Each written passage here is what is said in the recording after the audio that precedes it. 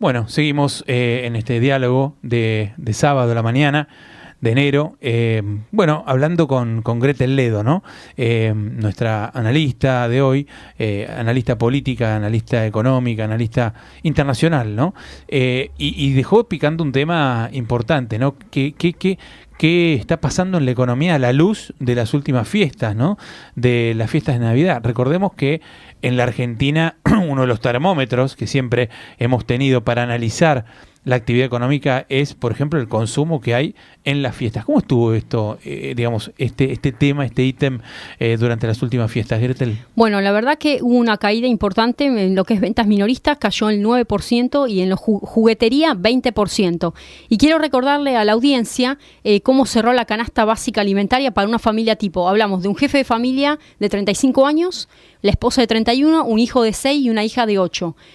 Canasta básica alimentaria 9.735 pesos y la canasta básica total que incluye bienes y servicios no alimentarios desde salud, transporte, impuestos 24.271 pesos. Esa es la canasta básica total que incluye de higiene, limpieza, medicamentos, impuestos, servicio, transporte, gasto de vivienda, recreación, vestimenta.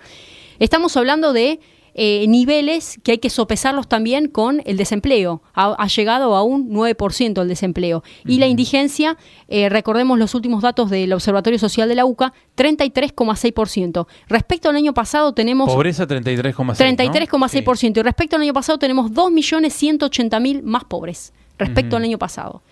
Esto es bastante preocupante. Bueno, esto se da por el efecto de la suba de la inflación que este año, mejor dicho, el año pasado, rondó el 48%. 48,5% el anual para todo. Exacto. Entonces, con un 48% e ingresos que fueron en una mucho menor velocidad, en una menor intensidad, la pobreza crece, es decir, la pobreza se aumenta por el efecto de que la inflación le está ganando al crecimiento del poder adquisitivo. Se espera que este año haya menor inflación, se espera que en el 2019 haya menor inflación y que los ingresos crezcan más que la inflación en algunos sectores. Habrá que ver si esto se cumple.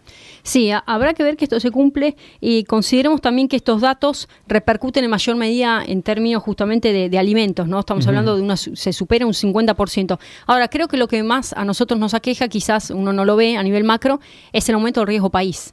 Argentina, según el JP Morgan, está llegando al límite, es uno de los países que más mide, y esto cómo perjudica. Puertas adentro está perdiendo valor los bonos soberanos.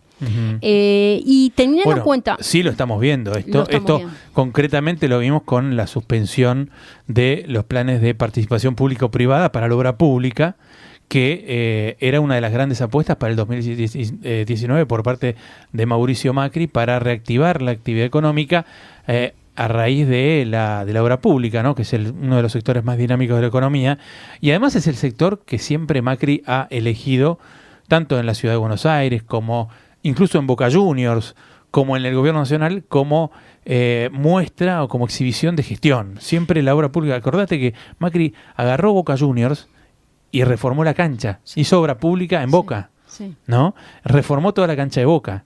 Bueno, en la ciudad también hizo obra pública. En la Nación su proyecto era hacer obra pública. Bueno, ahora se le cayó el plan de PPP, con lo cual la obra pública queda en suspenso, porque era la única fuente de financiamiento, porque el financiamiento estatal en el presupuesto del 2019 va a caer casi un 50% respecto al 2018. Lo que estás mencionando es una de las últimas entrevistas que se le hizo al ministro de Transporte, Guillermo Dietrich, donde él expresa justamente que espera que se reactive el PPP.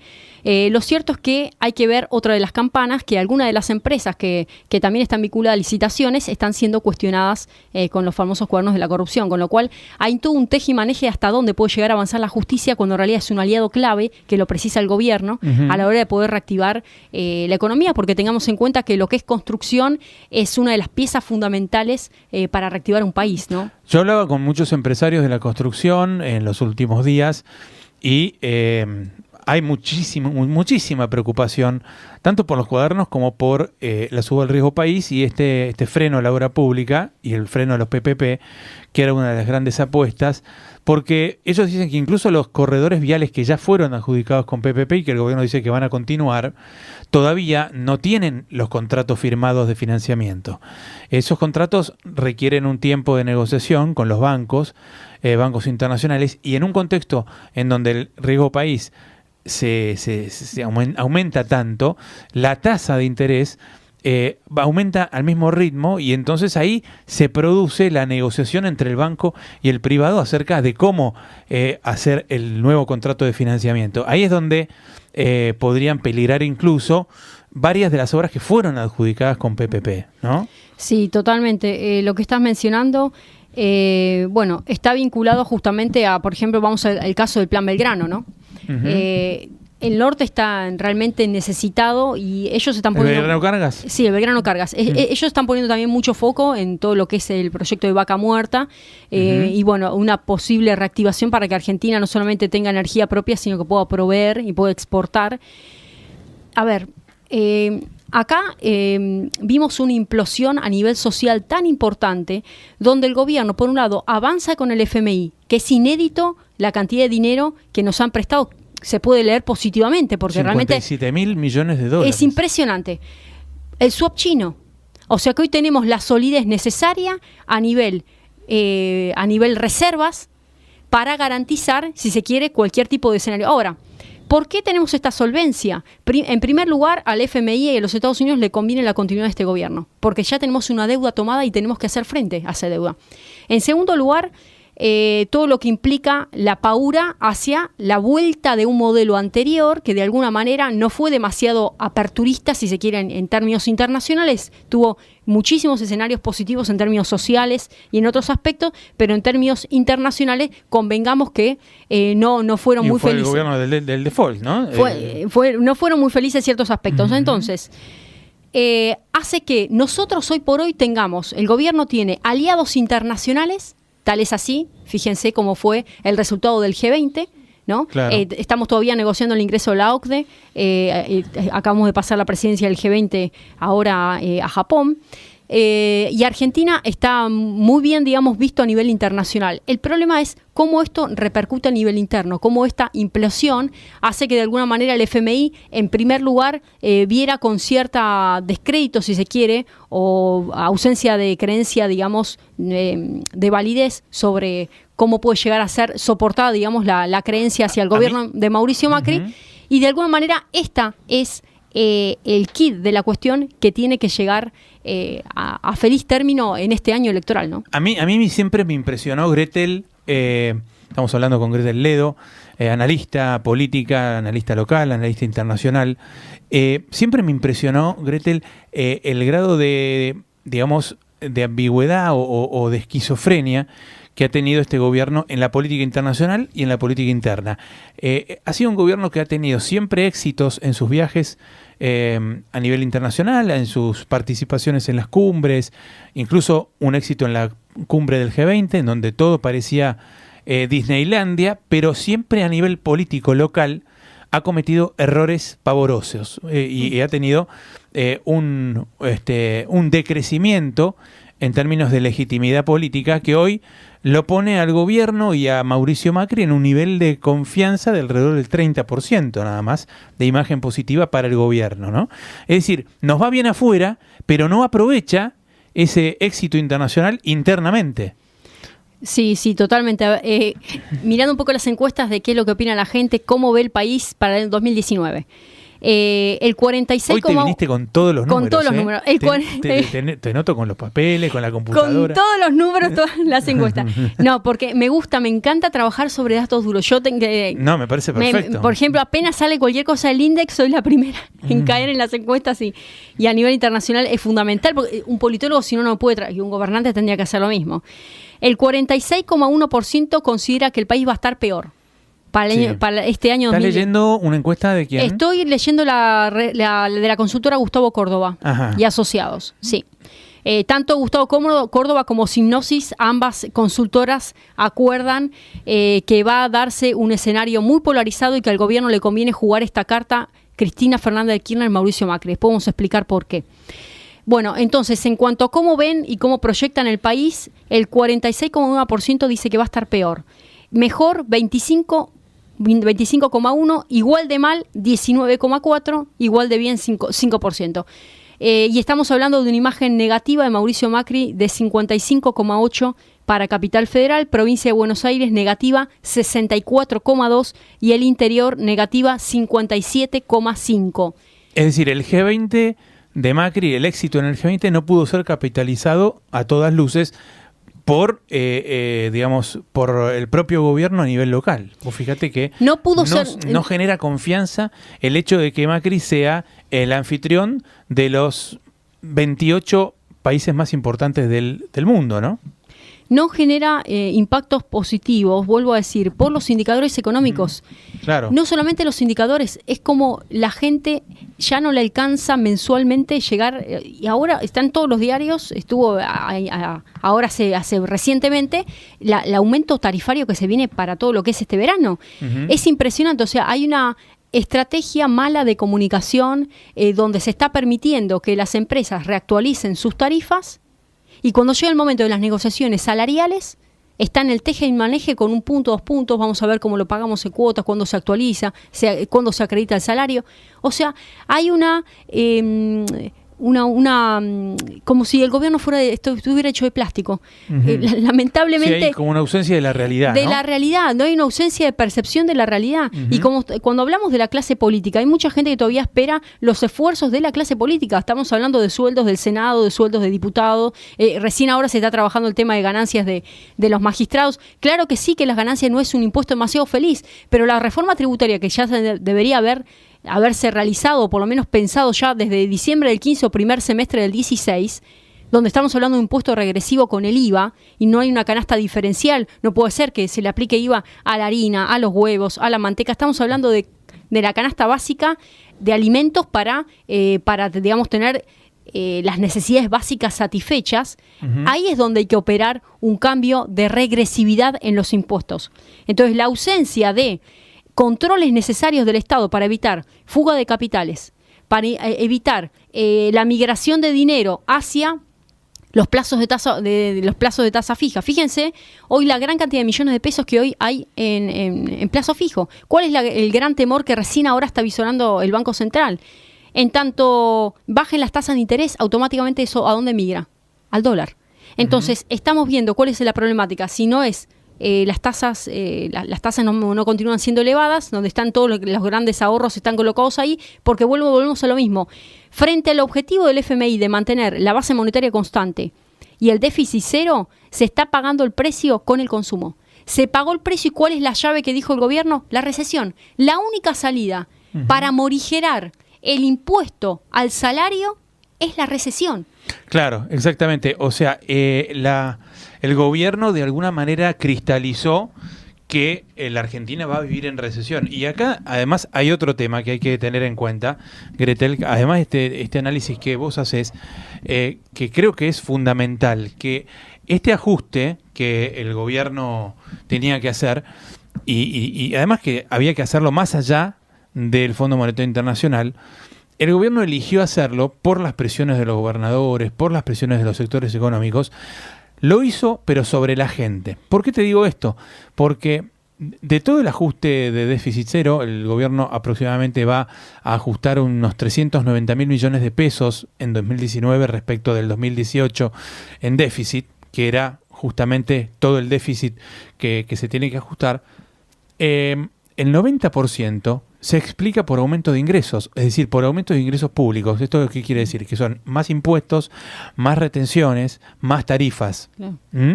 En cambio, solamente un 10% es recorte de gastos, aproximadamente. Y te digo que casi me estoy quedando corto, creo que es un 7 o un 5% el recorte de gastos sobre la estructura estatal, y todo el resto es aumento de impuestos, es decir, es todo ingreso nuevo que va a tener el Estado, ¿a costa de quién? Del sector productivo, de los sectores que pagamos impuestos. Entonces, acá se viene otra discusión, ¿no? Para el futuro. ¿Cómo hacemos para que todo este enorme gasto que tiene el gobierno, que tiene el Estado Nacional, no es este gobierno, ni el de Cristina, ni el futuro gobierno de quien Mongo sea el presidente, el Estado argentino, en vez de seguir ajustando vía ingresos, pueda ajustar vía gastos? Este es el otro gran, el otro gran desafío, creo, de un gran acuerdo nacional. Sí, acá lo que tenemos que pensar más que en cómo achicar es cómo producir, cómo generar, cómo crear. La mayor fuente de riqueza y de reactivación para una persona y que dignifica es el trabajo. El gobierno tendría que estar pensando en crear fuentes genuinas de empleo. Cada vez que se hacen estos grandes foros de empleo para reactivar el mercado laboral, hay una gran cantidad de profesionales jóvenes, y yo estoy hablando de jóvenes que ya están formados, que tienen de 25 a 35 años, que ya son profesionales, tienen experiencia laboral, y aún así no encuentran el lugar suficiente en el mercado, digamos, de acuerdo a su competencia sociocultural, a su formación y a su profesionalidad. Y esto realmente es bastante preocupante, porque estamos hablando de una universidad pública, estamos hablando de la UBA, que hoy por hoy ofrece una multiplicidad de oportunidades. Yo estoy totalmente de acuerdo con vos, es decir, hay que crear fuentes de trabajo, pero si vos hoy a un empresario le decís, crea fuentes de trabajo que vas a tener la mano de obra capacitada, etcétera, etcétera, el tipo te dice, bueno, creo una fuente de trabajo que le pago 30.000 pesos de sueldo mínimo, con menos una persona, digamos, que tiene un estudio universitario no puede vivir, y esos 30.000 pesos implican que tiene que pagar otros 30.000 o 40.000 de cargas sociales, patronales, aportes previsionales. Entonces, la carga que tiene ese empresario, y además que si va a producir más, le van a caer con ganancias, el Estado es socio en el 60% de la producción, entonces el empresario dice, no, en vez de invertir, no invierto, achico mi producción, achico mi planta. Entonces, ¿por qué hay tantos impuestos? Porque está el gasto, ahí tenés el gasto que hay que solventar. Entonces, hay como una... Por eso creo que es un tema que hay que abordar integralmente y al mismo tiempo, ¿no? Porque está primero el huevo o la gallina. Sí. No sabemos qué está primero. Sí, es realmente la gran incoherencia del sistema político, porque se quiere autosustentar y no es sustentable en sí mismo y termina recayendo en la clase productiva, ¿no? Exactamente. Y como estás mencionando, Argentina es uno de los países que tiene mayor carga impositiva. De hecho, Mauricio Macri lo mencionó apenas asumió, que lo que iba a hacer era reducir los impuestos. Intentó hacerlo. Primero redujo las retenciones, después hubo una reforma tributaria, pero después se disparó la economía porque no achicó el gasto.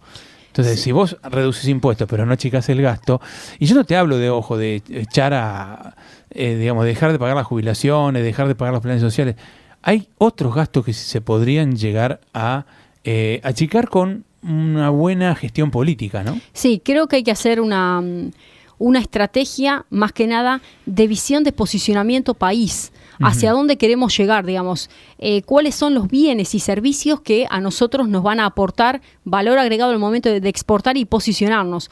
Yo pienso más que nada en una matriz de exportación. Y para eso hay que focalizar la importancia de cada una de las regiones. Fíjense en la Unión Europea.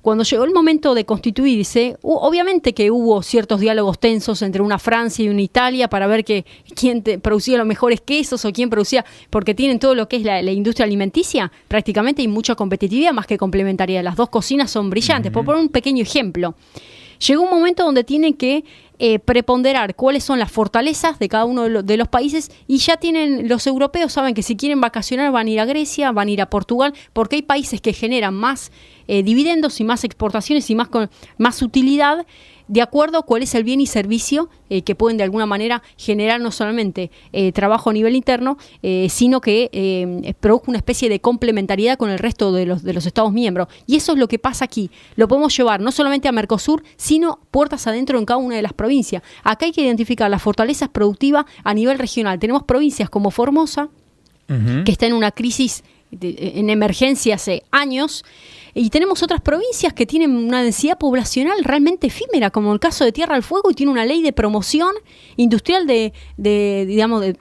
una ley de promoción justamente donde se brega para que se radiquen las empresas, las familias, produzcan y con muchos beneficios fiscales, no impositivos. esa asimetría que hay en términos de generación de PBI a nivel provincia, hay que zanjearla con grandes acuerdos a nivel regional. Entonces, cuando vamos a exportar, exportamos Cuyo, exportamos Patagonia, exportamos NEA, exportamos NOA, ¿no? Y cuando se habla, por ejemplo, ahora, no sé, la belleza de Salta Turismo, Jujuy Turismo, hay que hablar a nivel regional.